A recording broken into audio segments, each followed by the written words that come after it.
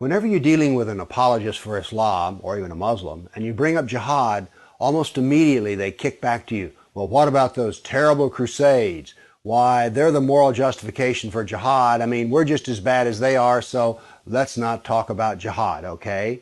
Let's talk about the Crusades.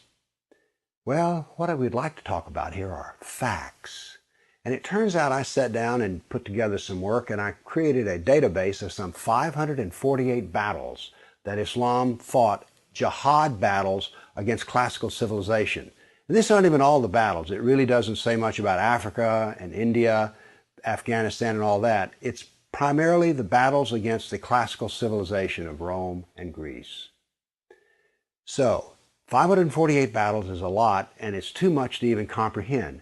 So I created something which I call a dynamic battle map, in which you have a display of the Mediterranean, and a white dot means that this 20-year period, that's a new battle. So every time the screen changes, it's 20-year period. The colors white turn to red, and so you can see a history. This may seem a little confusing, but I think when you see it, you'll know exactly what I mean. And here it starts. Islam burst out of the Arabian Peninsula and immediately starts attacking the Middle East. And notice that it doesn't take long until they're crossing the Mediterranean and attacking southern France and Spain.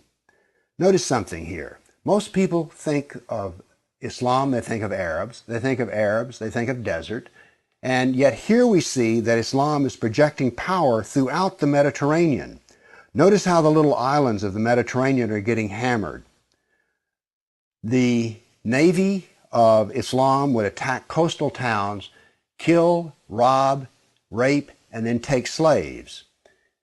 So this whole battle map, as it unfolds, you're seeing slaves being taken. Over 1 million slaves were taken out of Europe into the Islamic world. That's something you don't think about much, but it's absolutely true. There were over 200 battles fought in Spain alone. And we also see, however, on the east coast in Turkey, that Islam is trying to break into Europe. Now, what's going to happen is, in Spain, this ongoing fight that lasted for 400 years, the Christians are going to push back the Muslims.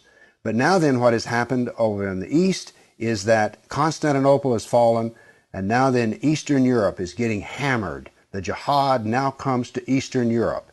It's pushed out now of Spain. Northern Africa is now completely Islamic. The Middle East is completely Islamic. This is all jihad, relentless jihad. And why is it so relentless? Well, Muhammad was relentless in his jihad. And these people are good students of Islam, and so it's against the kafir, on and on. It was traditional that when the Sultan came to power, the brand new Sultan, he would immediately try to launch new wars, because he was going to be noted in his Islamic history as to how well he fought against the kafir.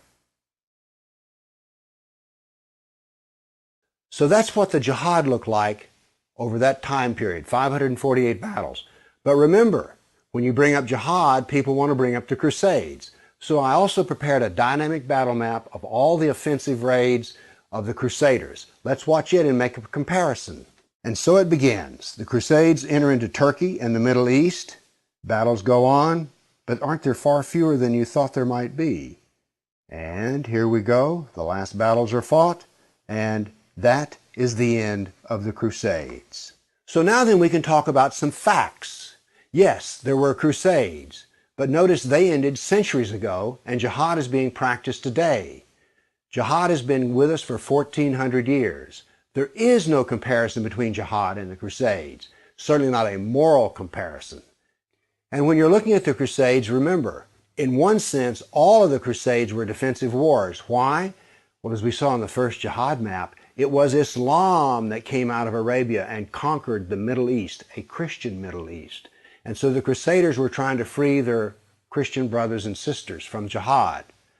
So there's no moral comparison at all. The motivation of the Crusaders was to free Christians. The purpose of jihad is to enslave the kafir. So the next time you hear somebody talk about, oh, those dreadful Crusades, you've seen some facts about the matter. Why don't you pipe up and tell them you know, you don't really know the matter.